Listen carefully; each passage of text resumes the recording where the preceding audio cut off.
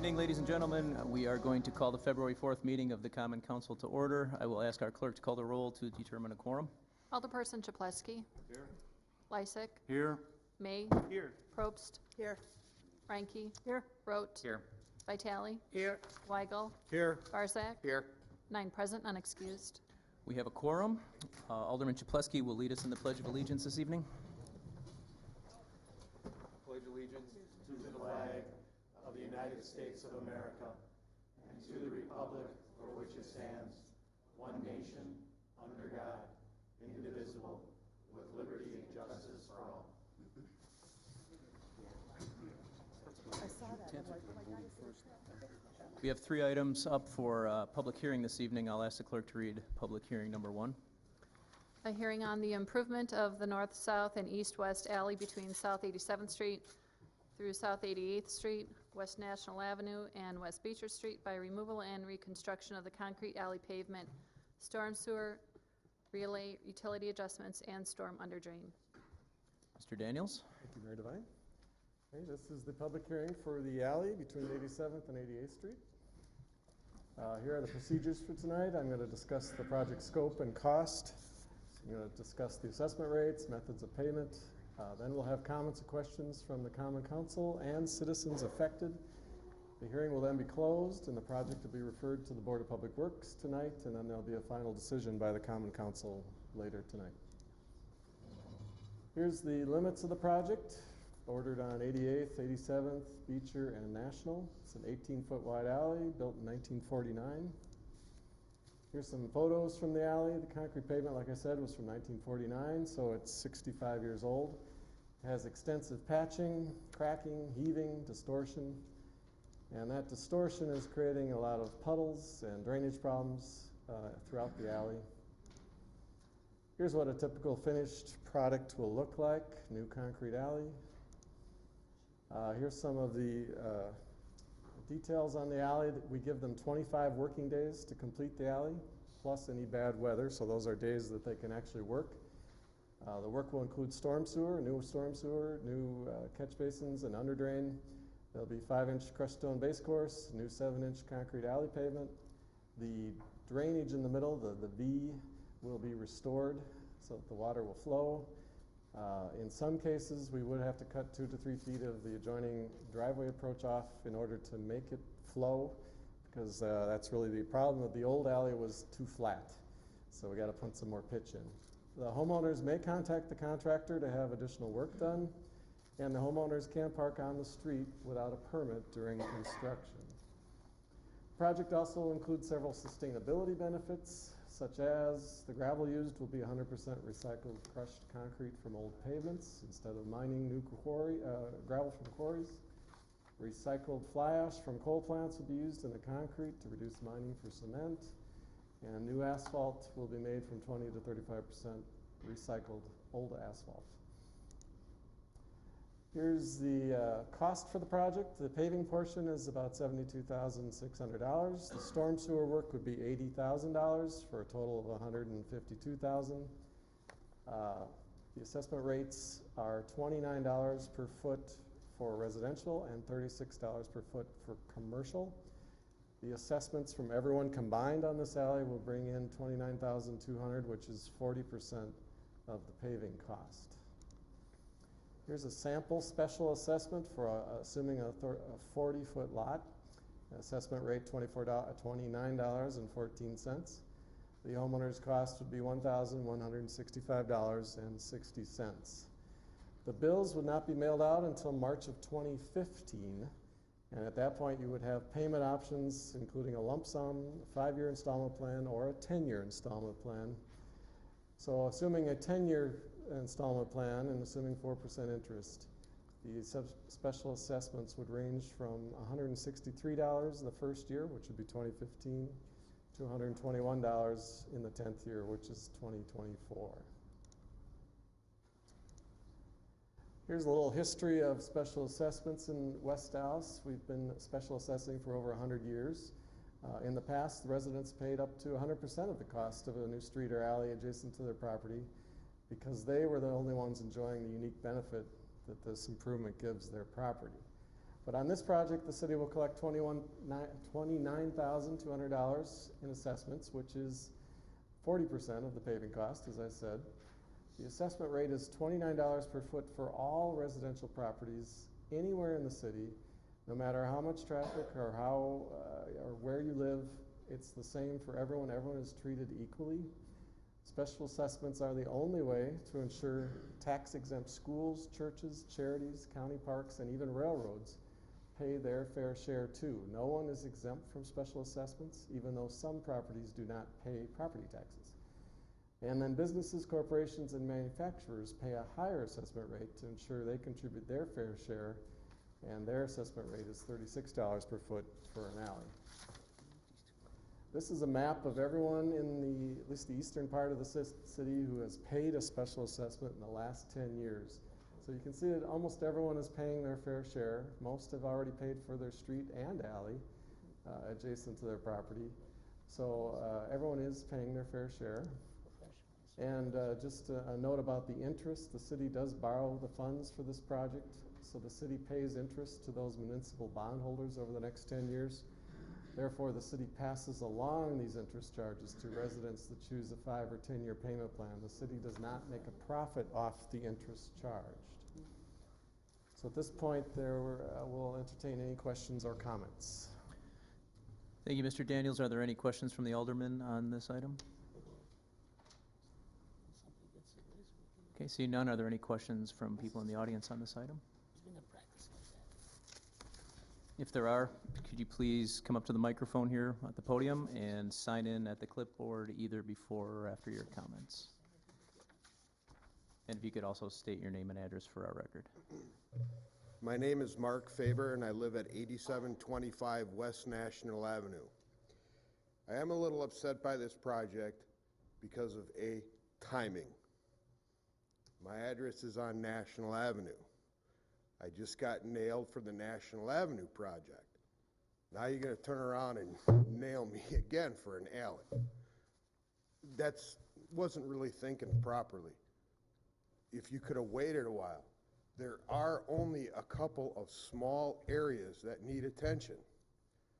I drive through that alley every day, and there are only a couple of places that need some attention. Water flows fine. My end flows fine where I live. Down further, there could be one little area where water pools. That's all I see. So I personally am against it in paying for it because I just got nailed, like I said, for National Avenue. So now I'm getting double dipped. Thank you. Thank you. Is there anybody else that wishes to address?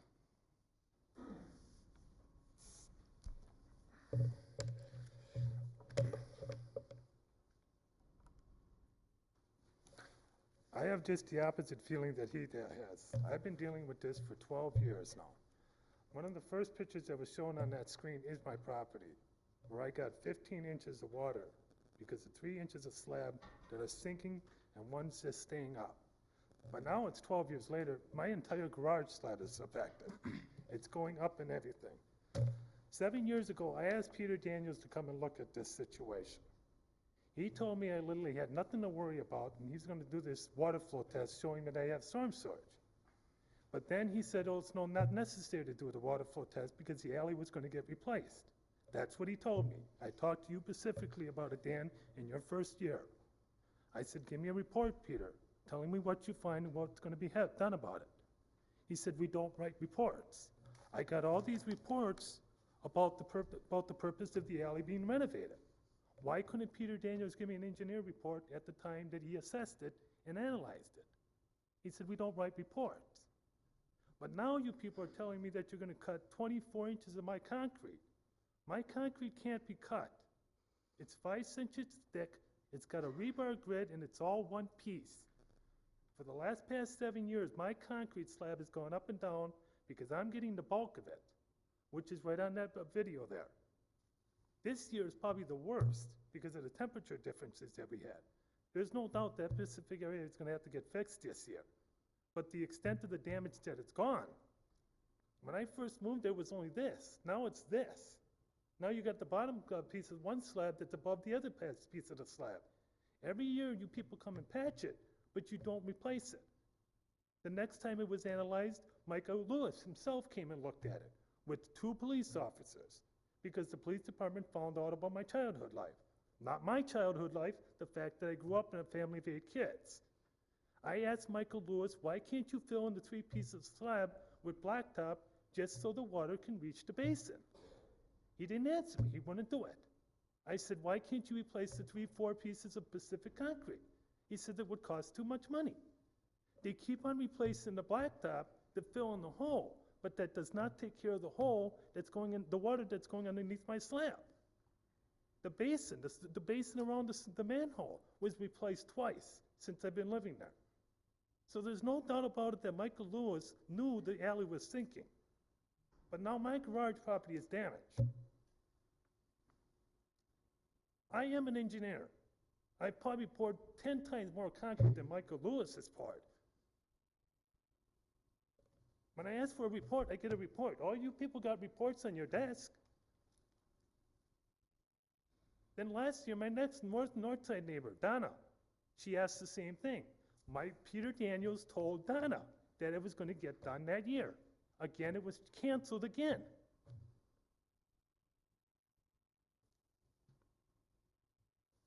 That's all I have to say. I'm sorry about my voice, but at least I know how to write a report. Thanks for your comments. Alderman Probst? I have no idea who that is or where he lived. He never stated his name or his address. We know him. Oh. Okay. He's contacted us via email, too.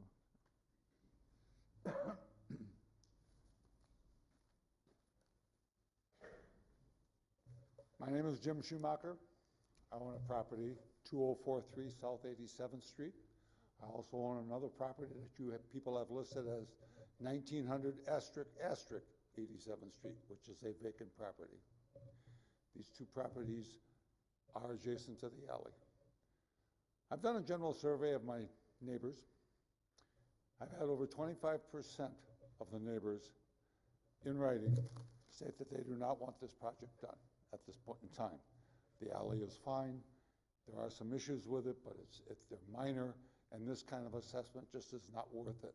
There are no additional values being put to our property.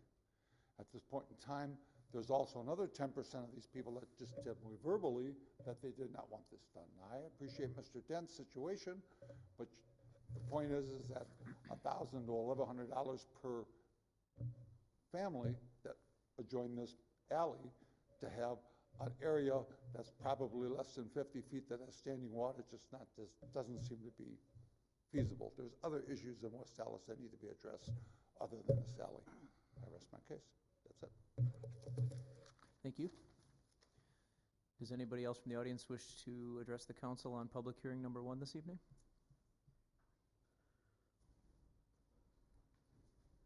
Hi. Hello. My name is Maria Andalus. I'm at 2053 South 87th. I agree with what Jim just said. I don't think it's necessary, at least from where we live and where we drive. I agree with the very upset gentleman who just left a little bit ago, that his area and the property of Mike and Donna across the way from him, that little section in that part where the T is in the alley does need to be fixed. But I don't think the rest of the alley, on our going down the alley between 87th and 88th Street and going towards Jim's home, I don't think that needs to be repaired. That's my input from where I live and what I see and how I drive throughout that alley all the time. But I do agree with it does need to be fixed by Mike and Donna and this gentleman who left a little bit ago. So that's my input. Thanks. Thank you very much.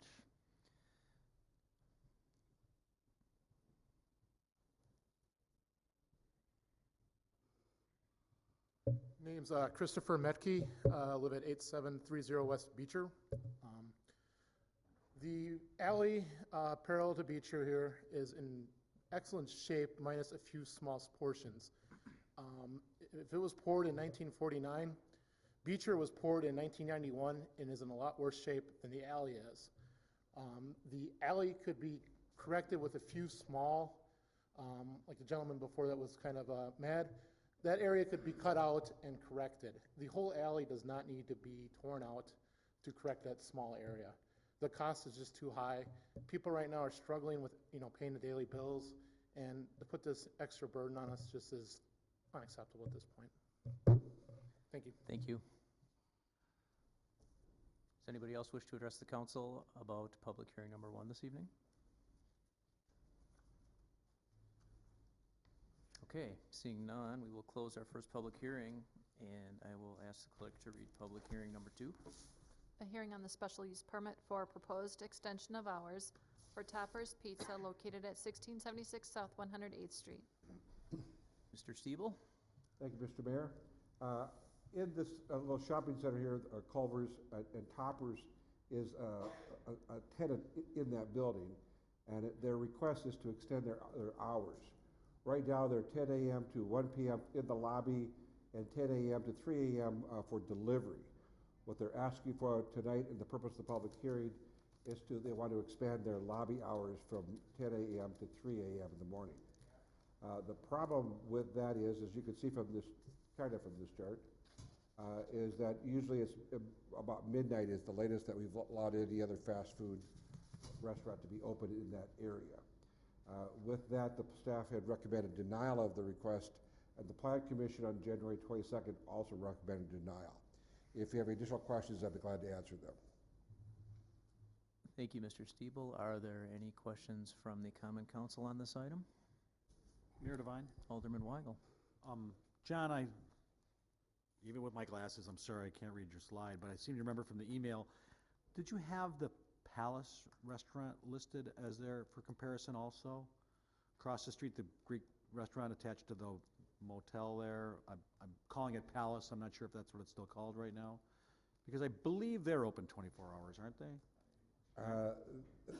I will find out for you. I don't believe so, but I will find out before the committee meeting. Okay, thank you. Are there any other questions from the Common Council on this item? Mayor Devine, Alderman Reinke? these hours that Toppers has requested, are they consistent with the other restaurants in the area? That's what this, no. And that's what this chart here is supposed to be able to show, if it's a little clearer, is that most of the, as you can see, right around midnight, there's one of them at 1 o'clock, some are 11, some are 10, some are 9, but most of them around midnight. Generally, the alderman of the district would basically suggest that we are in line with the other restaurants. This is an unusual request. I can't think of any other business of this nature that has those hours. However, it's difficult for me to read that, so I will look at it.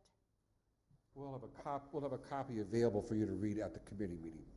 Okay, I'd appreciate that, John. Thank you, Alderman. Are there any other questions from the Common Council on this item?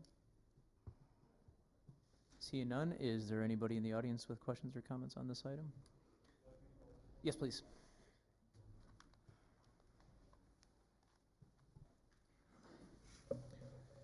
My name is Adam Oldenburg. I'm the Corporate Operations Director for Topper's Pizza. The gentleman to my right is Brent Wagner. He's the area supervisor for the West Allis location. I overlook 17 stores out of the 52 that we have in our system, and this is one of the 3 that is not open past 1 a.m. for delivery. We serve a very different and vast diversity of customers, and a lot of those people are working second, third shift.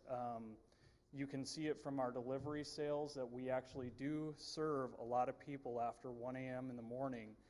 There's people that come up to our doors and pull on our doors and want to be able to place an order or pick up an order.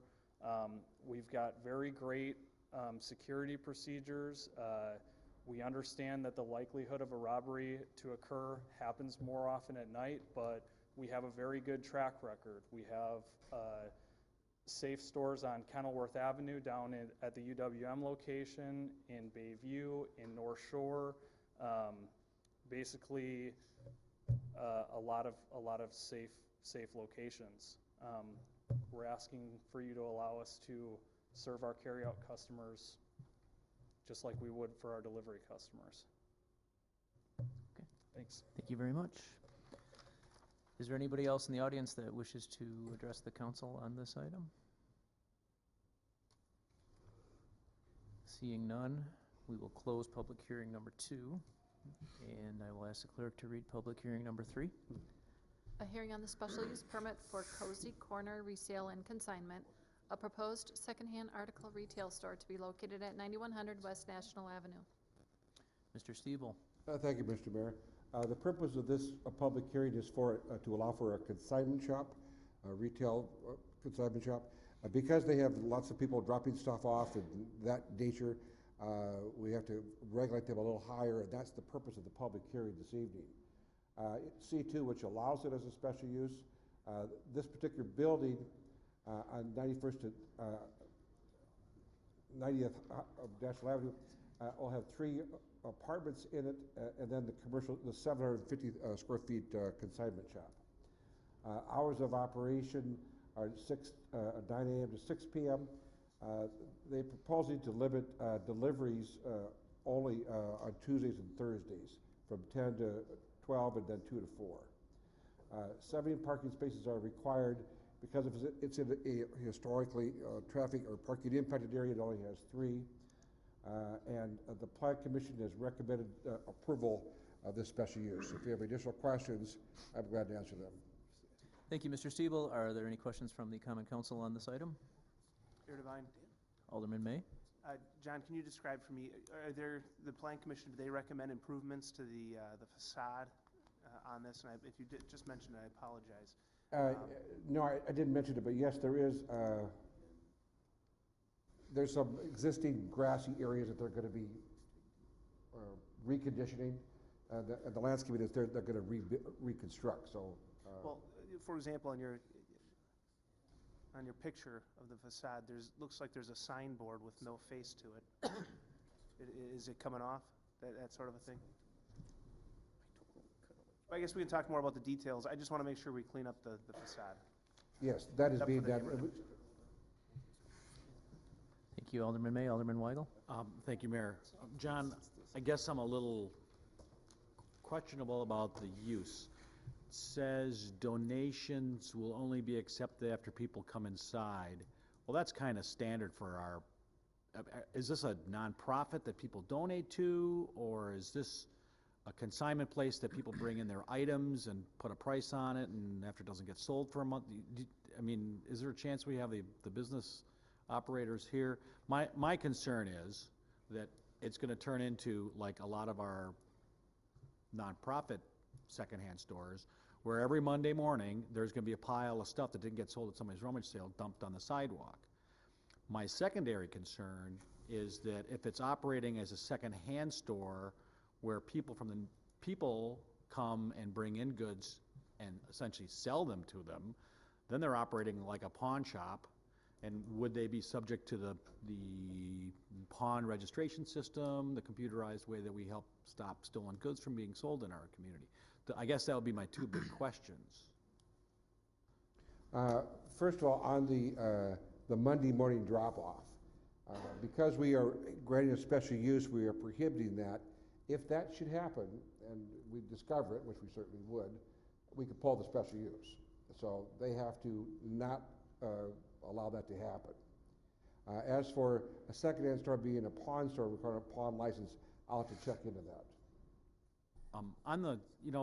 We say this all the time, we're not going to let that happen, and the business owner isn't there to see it happen. And I think one way to stop that would be if we required them to put video cameras, catching, recording vehicle plates. Believe it or not, last Sunday I went out for a walk in my neighborhood, and there was a couch sitting in front of a secondhand store on Greenfield Avenue that somebody just propped up on the sidewalk and leaned up against the front door, even in this weather. You know, and that is the thing that I really don't want to see happen there. Thank you. Thank you, Alderman Weigel. Are there any other questions or comments from the Common Council on this item? Seeing none, are there any questions or comments from the audience on this item? Okay, seeing none, we will close public hearing number 3.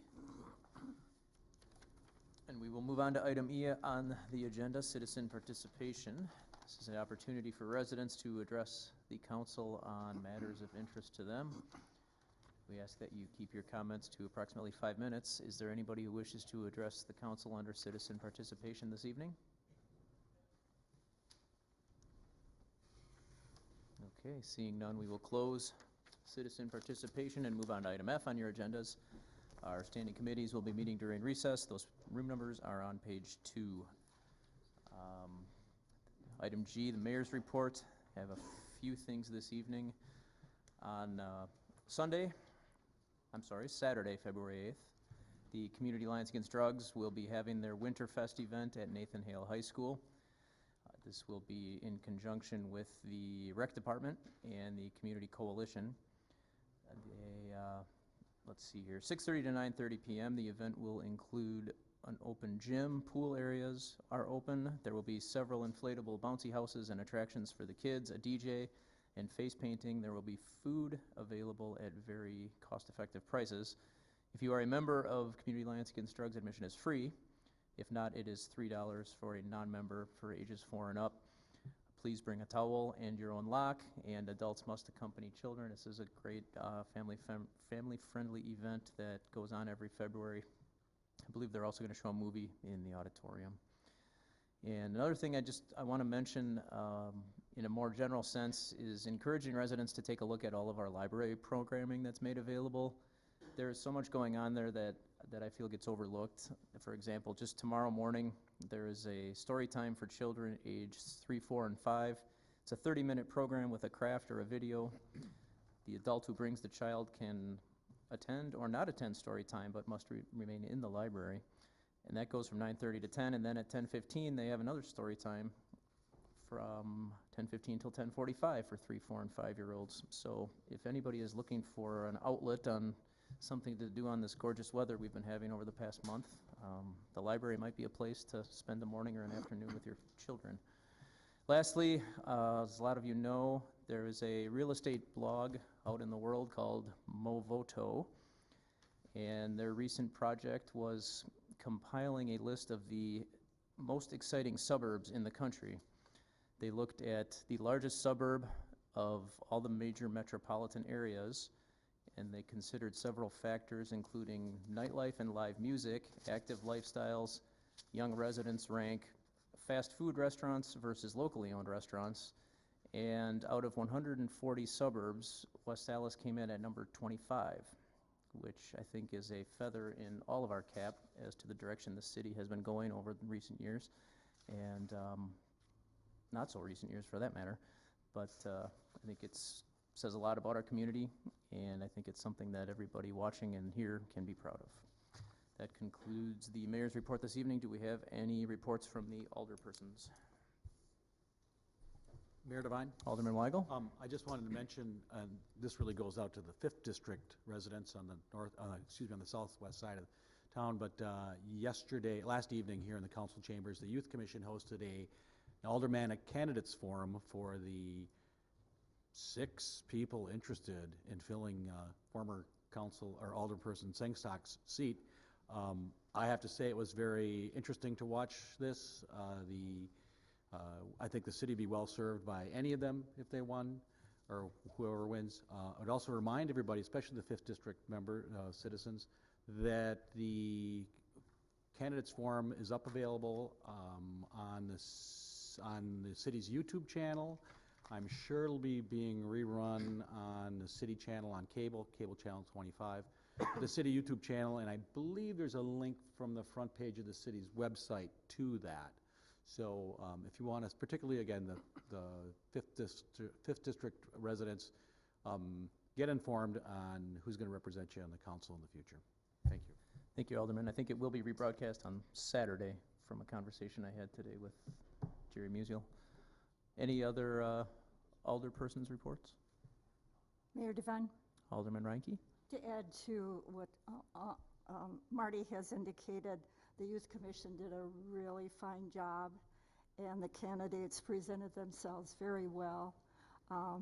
We can be proud of these young people, that they performed so well, asking really challenging questions of these candidates.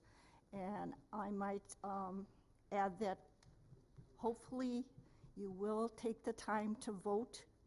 That's very important for the 5th District, to have good representation, and any of these candidates would do a fine job, I'm sure. The voting will take place on February 18th, so be sure and take time out to vote. That's the least we can do for our 5th District. Thank you. Thank you. Are there any other reports from the alder people this evening?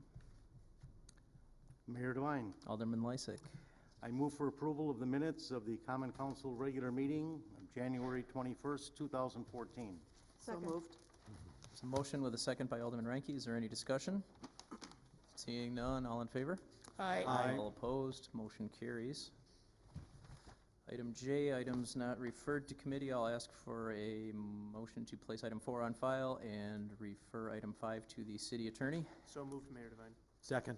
Motion by Alderman May, second by Alderman Weigel. Is there any discussion? All in favor? Aye. All opposed? Motion carries. Standing committee reports, we have none. Mayor Devine, Alderman Lysick. I move that we stand in recess until conclusion of the committee meetings. There is a motion with a second by Alderman Vitale. Is there any discussion?